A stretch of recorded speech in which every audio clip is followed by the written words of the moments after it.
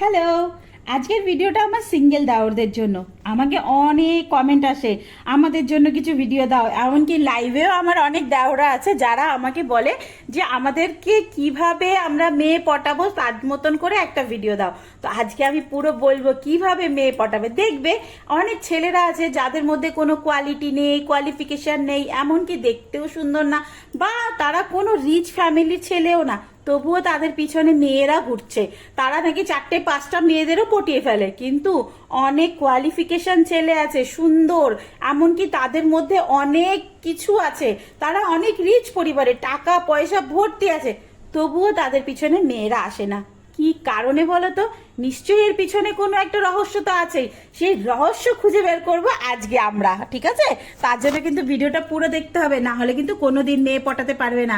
মেয়ে পটানোর জন্য একটা কোয়ালিটি দরকার হয়, যেটা তোমার মধ্যে থাকতে হবে। যদি তোমার মধ্যে সেই কোয়ালিটিটা থাকে, তাহলে অবশ্যই মেয়েরা তোমার পিছনে ঘুরঘুর করবে। আর আমাকে কেমন লাগছে সেটা কিন্তু বলতে ভুলবে না। আমি এখনই ক্লিনিক থেকে এসেছি, দাঁড়া চুলটা খুলে নিই, তাহলে আরো একটু সুন্দর লাগবে, ঠিক আছে? কেন আমাকেও তো একটু সুন্দর লাগতে চাই না তোমাদের মতন। তো চলো বলি, মজা না? তোমাদেরকে আমার বলতেই হবে কি করে তোমরা মেয়েদেরকে মানে পটাবে, গার্লফ্রেন্ড পটাবে, বা বিয়ের জন্য তাকে প্রপোজ করতে পারবে। একটা মেয়ে যদি তোমার মধ্যে কিছু কোয়ালিটি দেখে, তাহলেই তুমি যখন প্রপোজটা করবে তখন সে রাজি হয়ে যাবে। এবার নিশ্চয়ই তোমার মধ্যে কোনো কোয়ালিটি থাকতে হবে। যদি তোমার মধ্যে কোনো কোয়ালিটি না থাকে, তাহলে একটা মেয়ে রাজি হবে না। তাহলে সেই কোয়ালিটিটা কি, সেটা আমরা আজকে বলবো। ফার্স্ট হচ্ছে গিয়ে, মেয়েরা এখন ভীষণ চালাক হয়। কেন? মেয়েদের ছোট বয়সে বিয়ে হয় না, মা বাবা যা বলবে তাই শুনে নেবে। মেয়েরা ম্যাচিওর হয়ে বিয়ে করে, তাই মেয়েরা পারফেক্ট একটা মানুষ দেখে, টাকা পয়সার দিকে দেখে না। কেন? আজকাল টাকা পয়সা দুইজনে ইনকাম করে, সবাই চাকরি করে, সবাই কিছু না কিছু কাজ করে, টাকা পয়সা ইনকাম করে। তুমি যেই লেভেলে থাকবে, সেই লেভেলের একটা মেয়ে পেতে হলে তোমাকে একটু ম্যাচিওর মেয়ে দেখতে হবে। তাহলে ম্যাচিওর মেয়েরা কি দেখে বলো তো? দেখে তোমার সাহস, তোমার চোখে চোখ রাখে, তুমি কতক্ষণ চোখে চোখ রেখে কথা বলো। মেয়েরা জানে যেই ছেলেরা চোখে চোখ রেখে কথা বলে তাদের মধ্যে সাহসিকতা আছে, তারা আমাকে সামলাতে পারবে। যদি তোমার চোখ নিচু হয়ে যায়, বা তুমি যদি চোখে চোখ রেখে কথা না বলতে পারো, লজ্জা পাও, তখন মেয়েটা ভাববে এ তো নিজেই লজ্জা পায়, তাহলে আমাকে কি সামলাবে। একটা মেয়ে একটা এমন পুরুষ খোঁজে যে সারা জীবন তাকে সামলাতে পারবে। কেন? এটা একদিন দুই দিনের ব্যাপার না, পুরো লাইফ টাইমের ব্যাপার। তাই সব সময় চোখে চোখ রেখে কথা বলার চেষ্টা করো, তাহলে দেখবে মেয়েরা তোমার প্রতি ফিদা হয়ে যাবে। ওই মেয়েটা তোমার উপরে অ্যাট্রাক্টিভ হয়ে যাবে যে না, এর মধ্যে কিছু কোয়ালিটি আছে। তারপরে দেখে শোল্ডার। কেন? মেয়েরা সবসময় ছেলেদের কাঁধকে ভালোবাসে। কেন জানো? ছেলেদের ভালোবাসা ছেলেদের হৃদয়ে থাকে, আর কাঁধ হচ্ছে আমাদের হৃদয়ের কাছে, এখান থেকে নার্ভগুলো ছেলেদের হৃদয়ে আসে। তা আগে কাঁধ দেখে। তোমার কাঁধ যদি ঠিক থাকে, তাহলে সেইখানে কিন্তু একটা মেয়ে তোমাকে না করতে পারবে না। তারা চোখের সাথে সাথে কাঁধটাও দেখে, তুমি কতটা শক্ত, তোমার কাঁধ কেমন।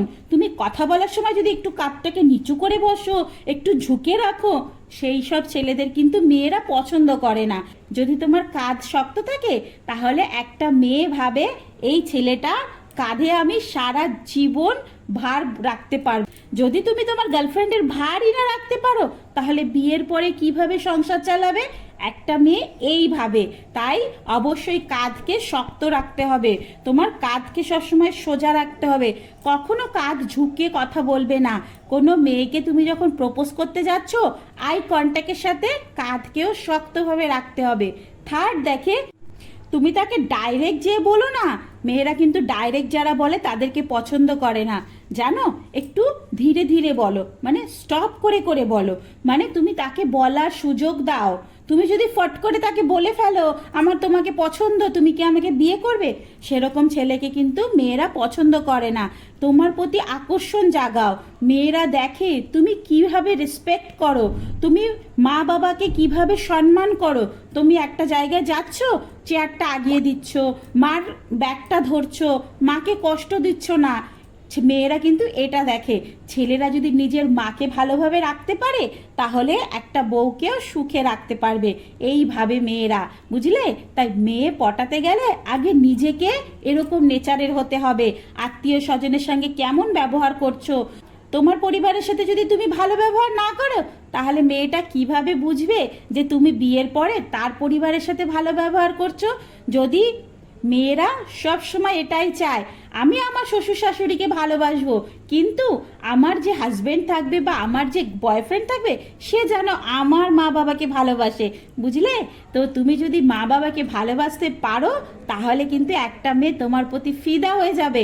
এই 3টে পয়েন্ট কিন্তু ভীষণ গুরুত্বপূর্ণ। আর সাথে সাথে দেখে লুক, তুমি কেমনভাবে দাঁড়াচ্ছ, কেমনভাবে কথা বলছো, তোমার মধ্যে কিছু কোয়ালিটি আছে কি না পুরোটাই দেখে। তাই এইসব জিনিসগুলো ধ্যান রাখো, দেখবে একটা মেয়েকে পটাতে এমন কিছুই লাগে না। আর সব সময় আগে আগে গিয়ে তাকে বলবে না তো, তাকে বলার সুযোগ দাও, তাকে একটু মানে সামনে যাও কিন্তু লুকিয়ে থাকো। সময় তুমি আগে আগে বলতে যেও না, ঠিক আছে? তাকেও একটু বলার সুযোগ দাও। এইসব কাজগুলো করো। তো জানতে পেরেছো এখন কি কি করতে হবে, কি কি করলে একটা মেয়ে পছন্দ করবে একটা ছেলেকে। তাহলে সেইভাবে থাকো আর তাড়াতাড়ি তাড়াতাড়ি গার্লফ্রেন্ড পটি ফেলো, ওকে? একদম। আর মেয়েরা অনেক ম্যাচিওর, তোমার কাছে কত পয়সা আছে কি আছে তার থেকে কিন্তু বেশি দেখে তুমি কিরকম। পয়সা থাকলেই মেয়েরা সুখী হয় না, মেয়েরা সুখী হয় সম্মানে, ভালোবাসায়, একজন স্ট্রং পাওয়ার ম্যানের কাছে, বুঝলে? তাই এগুলোর দিকে নিজেরা ধ্যান রাখো, ঠিক আছে? চলো, আমি এখন একটু খাওয়া দাওয়া মানে ডিনার বানাবো, রান্না করব, তারপরে একটু ভাবছি আগে বাজারে যাব। আসার সময় বাজারটা করে আনলে ভালো হতো, কিন্তু করে আনিনি। বাট দেখো, একটু বাজারে যাব, কালকের জন্য কিছু আনতে হবে, তারপরে আমাকে ডিনার বানাতে হবে। চলো, টাটা, ভালো থাকো, সুস্থ থাকো। আমি এখনই আসলাম, একটু ফ্রেশ হই, খাওয়া দাওয়া করি, জল খাই, ওকে? তো ভিডিওটা কেমন লাগলো অবশ্যই কমেন্ট করে কিন্তু। চলো, টাটা, বাই বাই, সবাই ভালো থাকো, সুস্থ থাকো, অনেক অনেক হ্যাপি থাকো, বাই।